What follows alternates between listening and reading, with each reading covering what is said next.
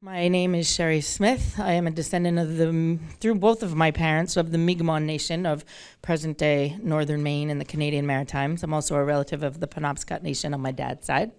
I am so happy to be here and honored to be here back at the Native Learning Center with our brothers and sisters from the Native Learning Center in the Seminole Tribe of Florida. We love it. It's like coming home here. So today I'm going to introduce my team. Jennifer Ruda, who is our head of technical assistance and project finance. Dave Harper, head of tribal engagement and DEIJ. And Thomas Styrer, who's a program manager for technical assistance and project finance. So the Alliance, we're here to just do an overview for all of you about the no-cost services that the Alliance provides to tribal nations and the what do we call it, Jen? It's our preferred provider network of preferred developers and service providers who want to work with tribes or have been working with tribes, and we're kind of matchmakers in that way. So I'll dig in and explain that in a little bit. So who we are. We're a 501c3 nonprofit organization. We are Indigenous-led. Our team is about 75% Indigenous. I founded the org that preceded this. There was a couple of names. We were called Covenant Tribal Solar Initiative, Indigenized Energy Initiative, and Indigenous Energy Initiative, and we're never changing the name again. What we do. Let's talk about what we do before how we do it. So our mission is to support the self-determined efforts of tribes and Alaska Native villages to transition towards clean energy systems as a means to mitigate climate change and diminish poverty and create thriving economies in a way that is in line with our Native ethos, protecting Mother Earth for future generations. How we do it, first of all, we do it with philanthropic dollars. We are 100% philanthropically funded.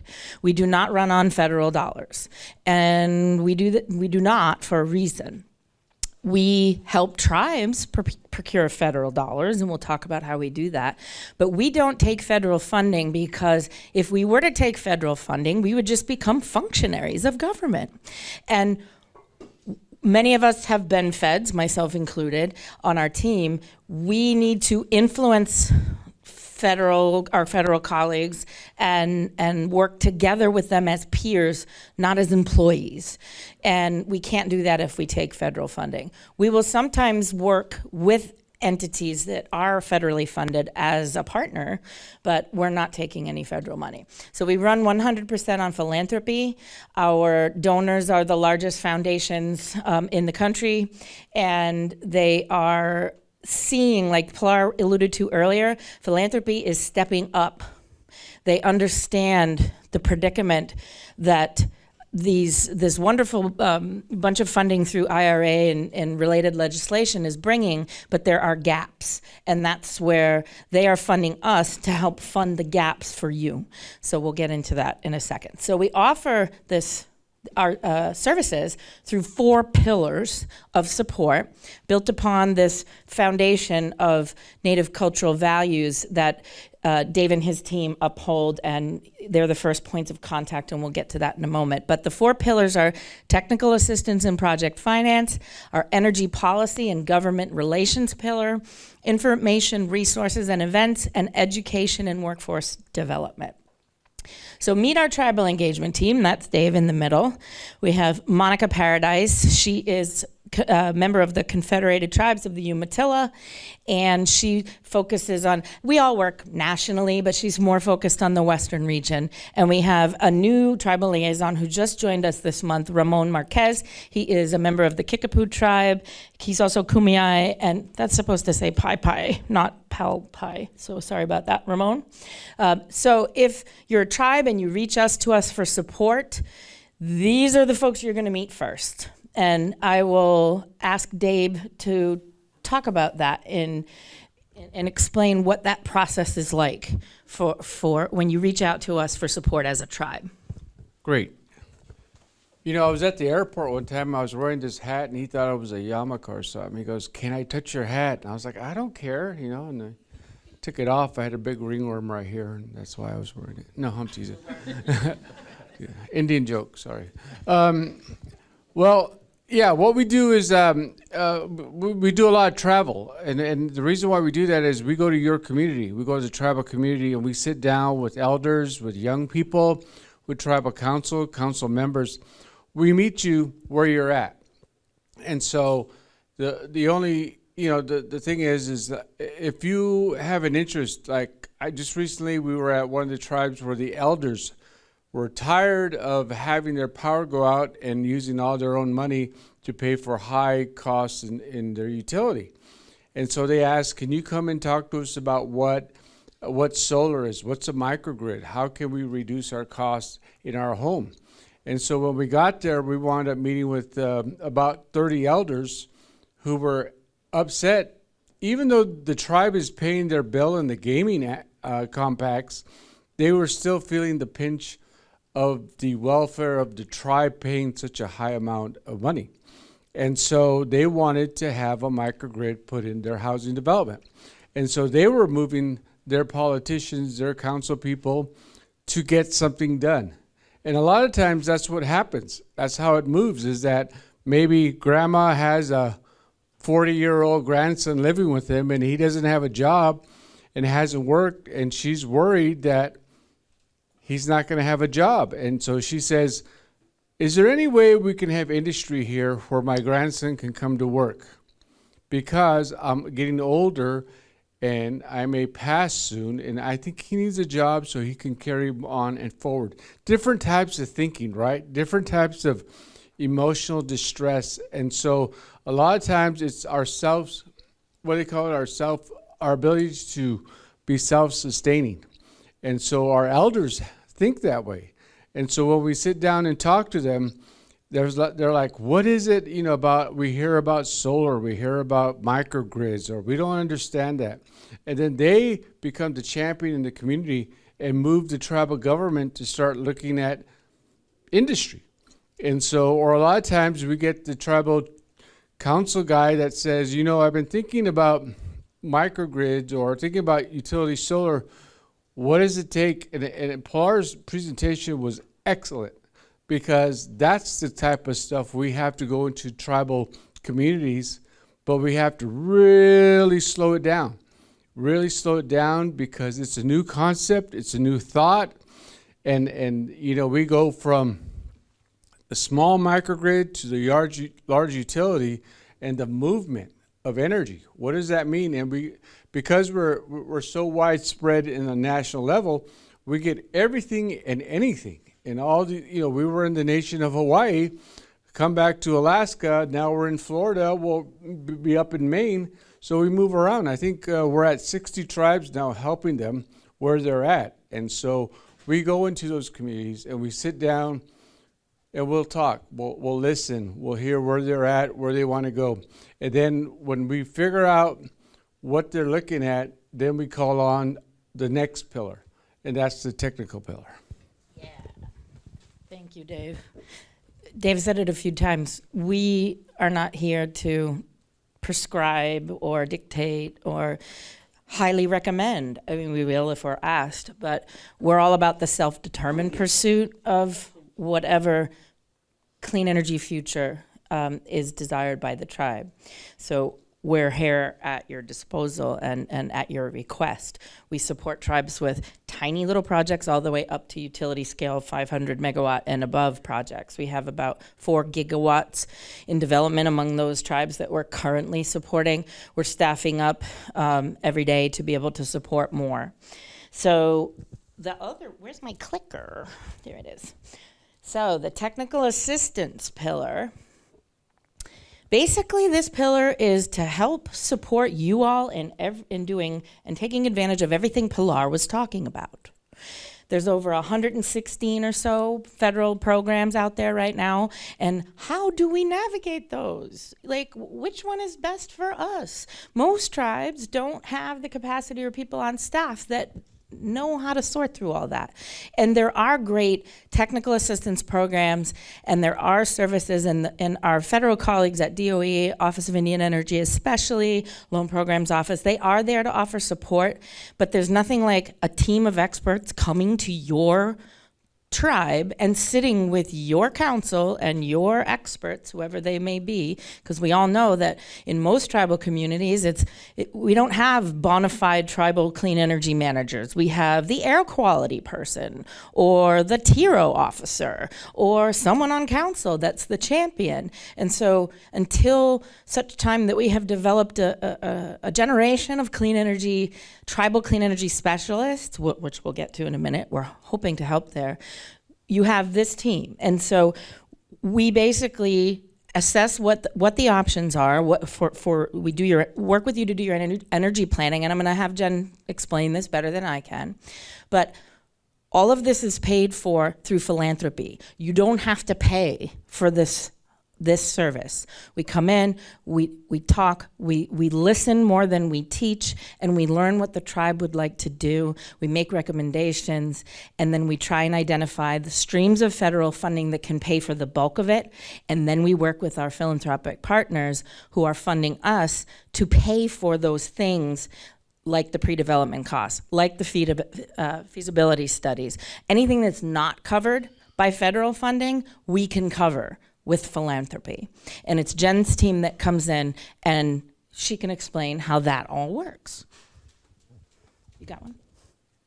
Hi, everybody. Thank you to the Native Learning Center for inviting us. Also, thanks to Brooke for supporting our RE Plus event last September. We look forward to having you again this year. It's great to team up with like-minded organizations. I'm also grateful to Sherry and David and others on our team for inviting me in as a non-Native person to put my skills to work for the tribe. So thanks for trusting me with that. And what we try to do is what David said, meet the tribes where they're at. And if there are a lot of things that you wanted to do, love talking to Maria from Spokane Tribe earlier today, a lot of things you want to do. Some about an energy plan, some about utility scale, some smaller size projects, some education.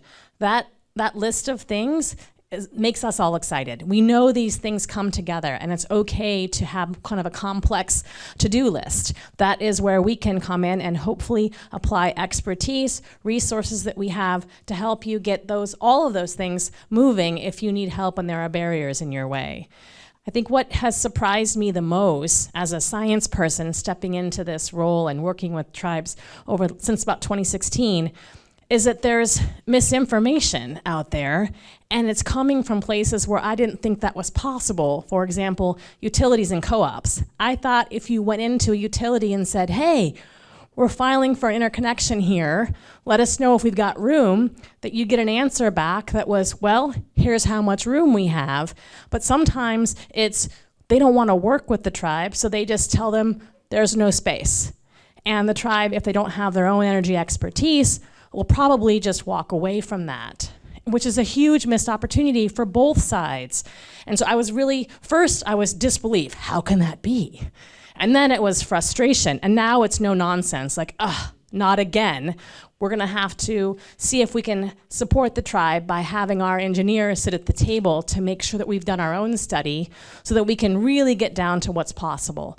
And so now I have that expectation that sometimes we're gonna have to educate, and then we're gonna have to apply our own resources just to level the playing field, just to get real information.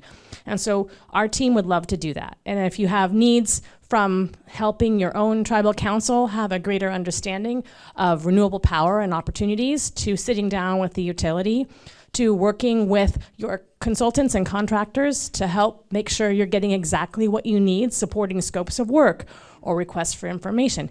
Any of those types of things, we're happy to support or refer you to one of our preferred providers that Sherry mentioned that could also potentially be a great fit for what you need. So Sherry and I kind of came up with this over the summer because we've only been around since May, and really realized that in order to leverage our team and really help across the entire nation, there was no way we could possibly even approach that without having a lot of partners that have tons of expertise. And some of those folks are here this week, and I'm really excited to see you here. But it's really about the family of support that's needed for small to huge projects to happen, and all those different disciplines. So it could be an equipment provider, it could be an engineering company, it could be a project finance expert or an attorney, all those pieces that you need. It could be a biological survey firm. But we are happy to partner with companies that want to, one, be in right relation with tribes, and then two, bring their expertise to bear and have some patience and understanding to work with tribal communities, and also go through our cultural training that David's pillar leads to make sure that the team that's going to be on the ground supporting the tribes has an understanding of how to work well with tribes and is willing to go through an interview process with us and tell us the type of skills that they want to share, and then provide a letter of recommendation as the last step from a tribe where they have done a good project. So we're not certifying anyone, we're just saying, these are companies that are willing to go through these steps with us, and if you'd like to work with them, here's some folks that might be able to fill the needs that you have. So when a tribe comes to us through our website, through a referral, or at a conference and has some needs, if we can match up some of these preferred providers that offer the services you need, we're delighted to do so. And we actually can procure funding to pay for those services. So we can provide funding for the services that these providers offer if the tribe does not have the ability to pay for what's needed in order to qualify for the grants that are available, for example, or to even get to a point where you could deploy a project. I'm sorry that I did not introduce Thomas Steyer, who's program manager of this program, and if you would introduce yourself and then maybe talk a little bit about the questions that you ask of the providers when you're interviewing them. Yes, be happy to. So Thomas Steyer, I'm Tonawanda Seneca, Turtle Clan. My traditional homeland is in Western New York, but I've had the good fortune of living in California most of my life. I'm currently in South Lake Tahoe, and I just have to say, I'm super excited to be part of this team. When I joined the team back in August, I was employee 6 or 7, and now we're up to 36, 37. And we're continuing to grow. What I see is that coming from my consulting background, I've been an independent consultant most of my career, but I'm super excited to be part of this comprehensive team. You heard of all the services that we're able to provide free of charge. And so, there's a lot of tribes that have a lot of capacity and capabilities, but we bring that to the table to bolster these developments. And so, as mentioned, and I just want to make a couple of points. I see our role in 2 particular paths is critically important. With all this wave of resources that are coming out of DC and some of the states, it's sort of our role to be that liaison. There's a lot of tribes who say, we have one grant writer, or maybe a couple grant writers, but we have education, housing, healthcare, all these things we need to be on top of. And now there's this tsunami of resources that we need to help navigate to. And so we have a policy pillar, and we basically have people on staff who are former DOE, for example, who have mega connections in DC, who are able to help connect tribes to those resources.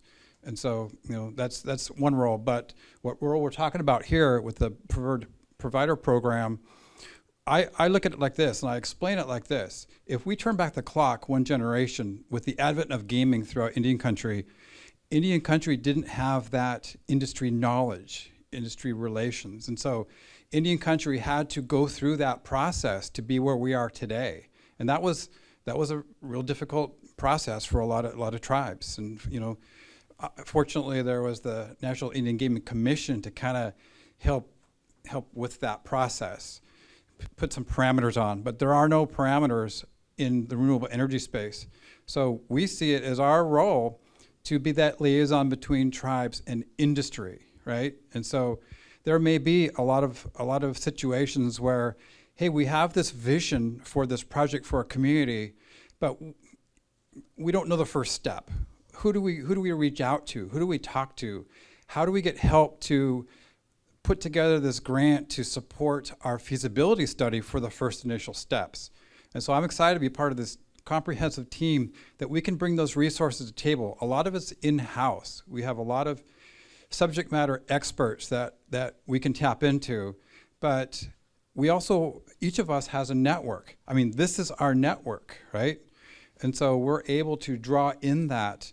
And I'm really excited to, that we're having a conference coming up, the Tribal Energy Equity Summit, which is going to be in Tulsa, Oklahoma, the week of March 18th.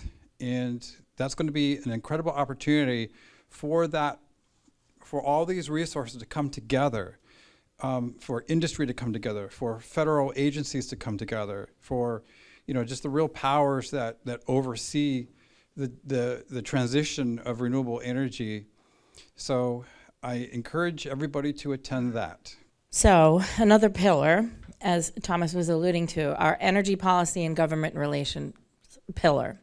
So part of our work is advocacy, and our head of policy and government relations and tax, I have to say tax because Wendelin has a degree in law degree in tax.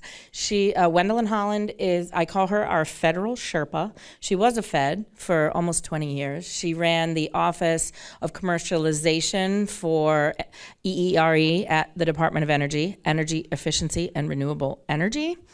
And so she knows, and I too was a consultant to DO8 for years. So we know our federal colleagues that are working in this administration very well.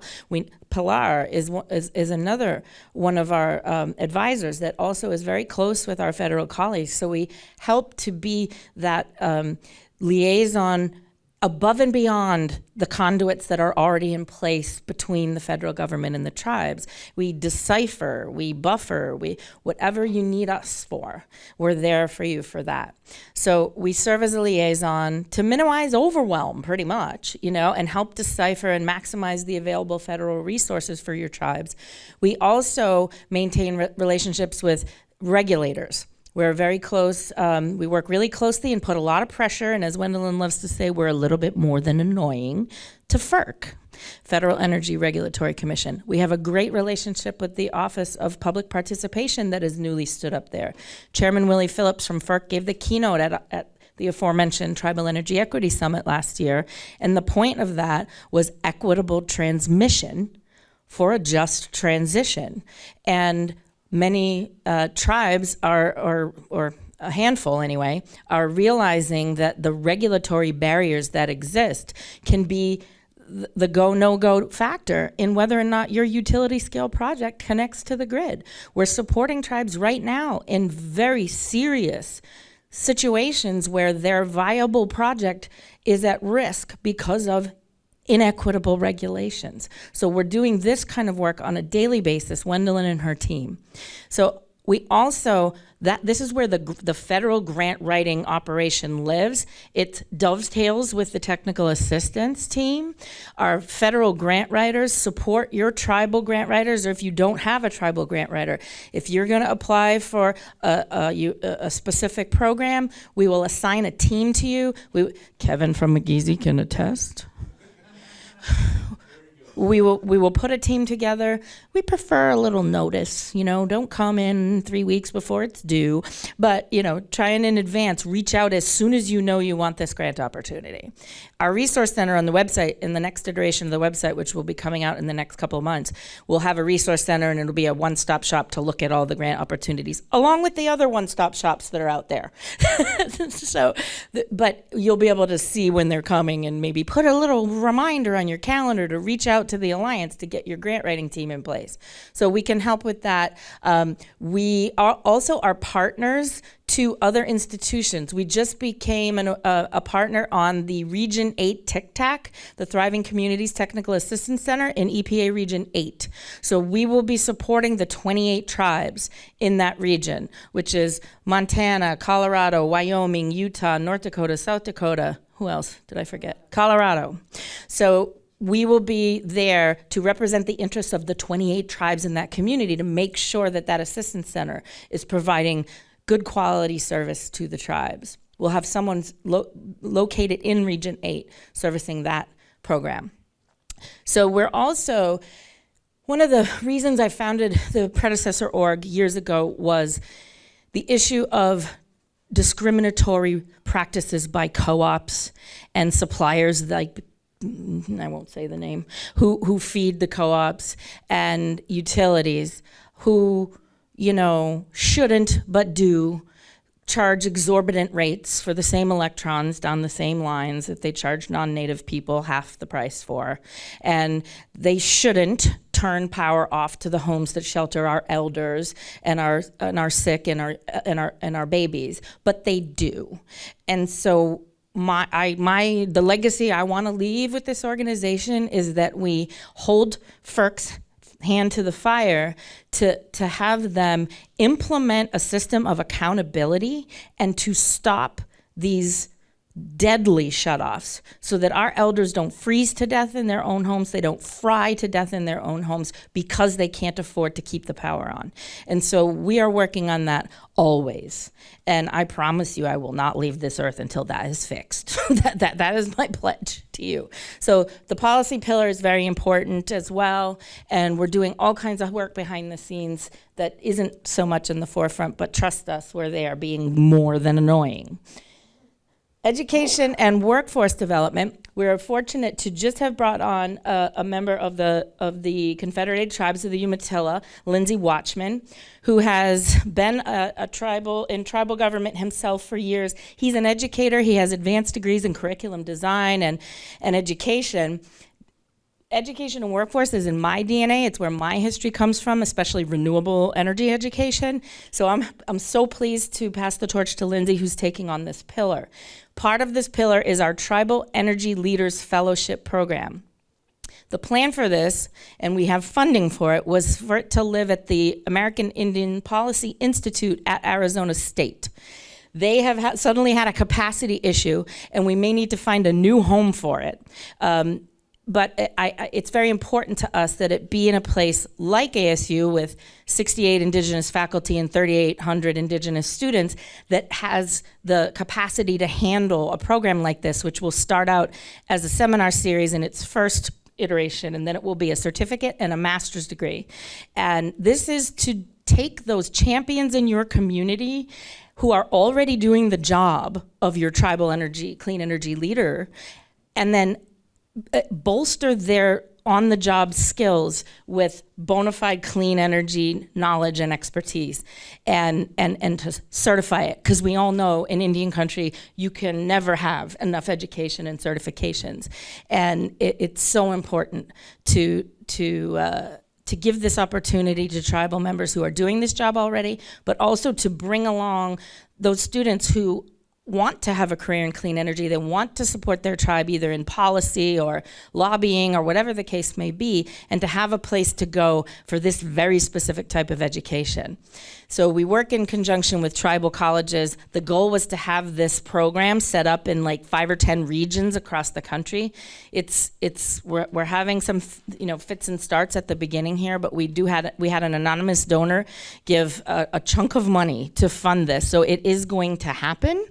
And we're happy to chat with you about this, and we'll be talking more about it when we get stuff sorted out as far as where it's going to live. So we also offer, through Jen's pillar and Dave's pillar, renewable energy training for tribal councils and tribal members, like Solar 101, or what is wind power, what is geothermal power, whatever you need. We can send a team in to do education to help your tribal government or your tribal community understand and therefore hopefully embrace clean energy as a viable path forward. And we also have, for example, through the Tic-Tac program and now Solar for All, EPA, if you haven't heard about it, I think Pilar touched on it. We're partnered on like 9 applications, tribal consortia applications. So we will be supporting one or more of the Solar for All awards. And we're talking having to train thousands of tribal members in clean energy pretty rapidly. And my background out at Solar City, I helped to build out 5 training centers and train 4,000 solar installers a quarter in the heyday. And so I know how to do this, but we do not have the capacity internally to do it. So we need to partner with existing powerful clean energy training providers. And one of those is the Electrical Training Alliance. formerly known as the National Joint Apprenticeship Training Council. They are the oldest creator and provider of electrical training materials, including renewable energy, in the world. They've been doing this for 75 years, and they are the training arm of the IBEW. So they have 255 training centers across the country, so there's probably one near you or your res, but if not, they will come and stand one up to support Solar for All or other initiatives. And yes, they support the IBEW, but they are union agnostic. If a tribe likes unions, great, we'll do it in the union way. If not, we don't need to. So that's how we will scale up to provide training. We also have relationships with many other native-led and non-native-led, but really great solar training providers, and someday wind. So, and Dave's team does cultural diversity training, as we talked about, for our preferred providers, to help those that haven't worked with tribes before and that come in as provisional members to understand Native culture and how it's not like settler business. And, you know, sometimes you have to approach things in a different way, and you can't come in guns ablaze and ready to talk business in the first 10 minutes. You need to sit and visit a while, right? And you may need to come back 4 times before we start to talk business, right? You need to sit, break bread, you know? So Dave's team will do company presentations we've done them for hundreds of employees of a company, or we'll come and do presentations. We can do them online. It's all pretty flexible.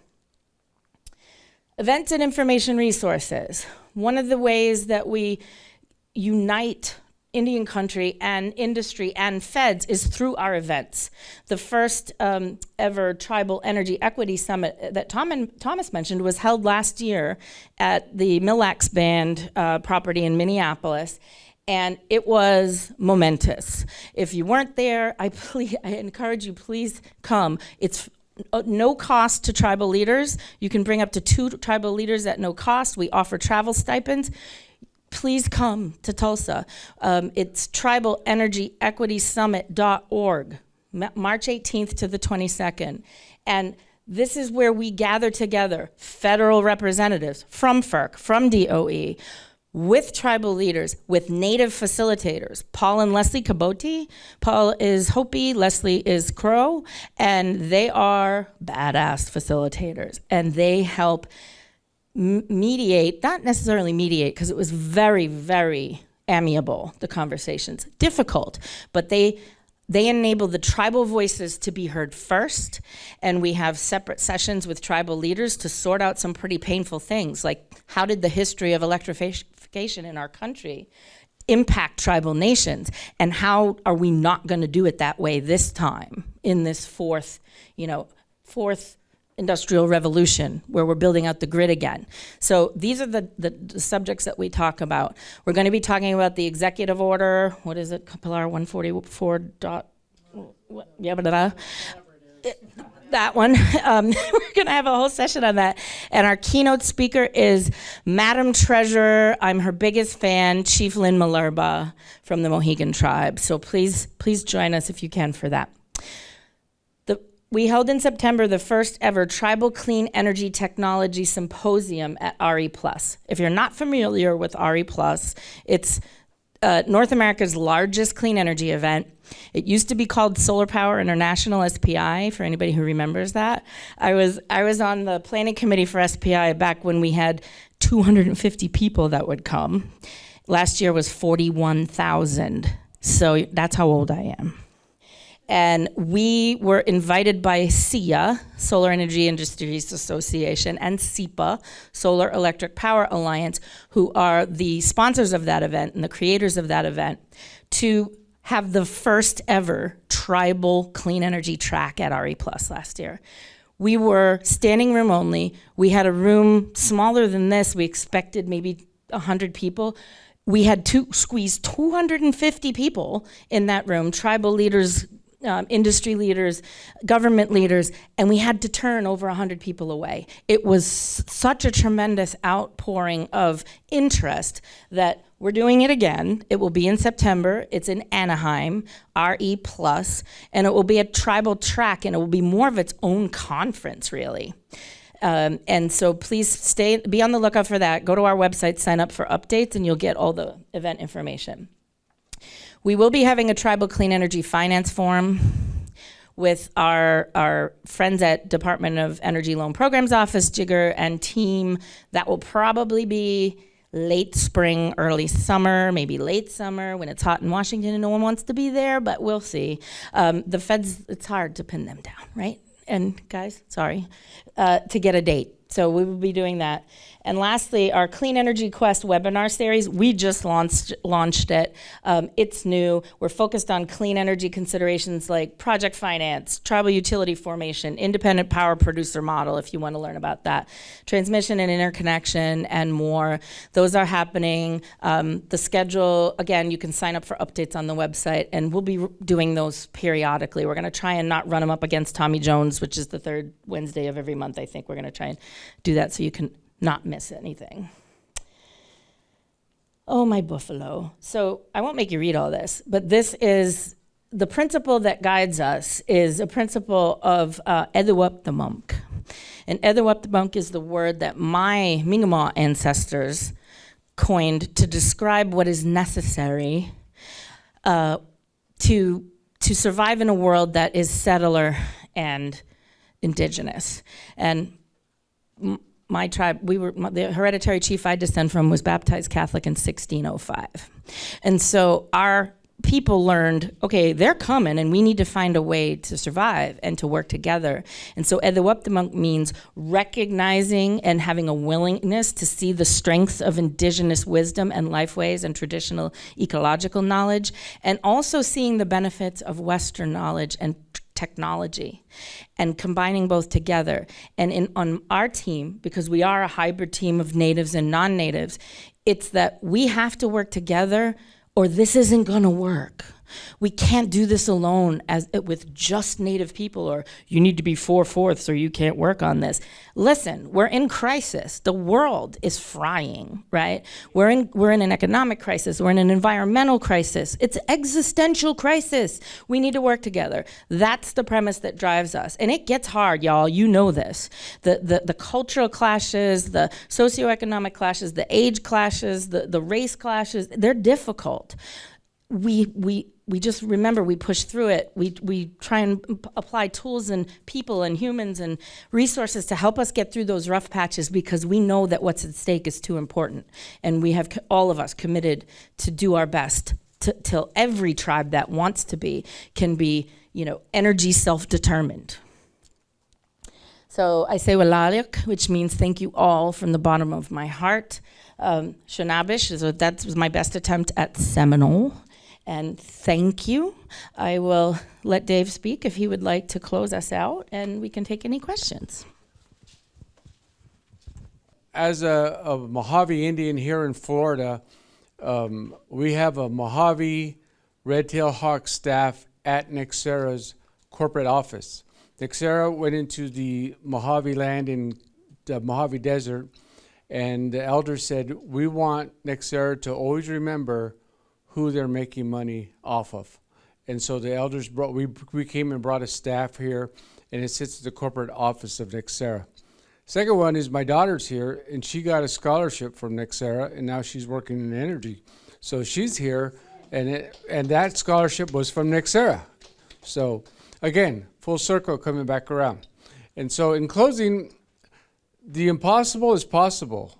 Traditional people say that when we look to the future, we see the past, and that as we move forward and as we start looking at, like last night I was saying, look at our industry now. We're brown, we're round, we're greasy, like they said, but we're in it. We're in the game. We're in the game. Women are in the game. Women of color are in the game. Indian people are in the game. And so we're progressing and we're moving in that direction. And it's our right. It's our inherited right to be able to be self-governance over ourselves and have our own self-sustainability, to know where our foresight is and our vision. And so as we move forward, we're together collectively as Native people. We should support each other in every way we can. We should listen to our ideas. We should look at each other. Kevin Blazer's here.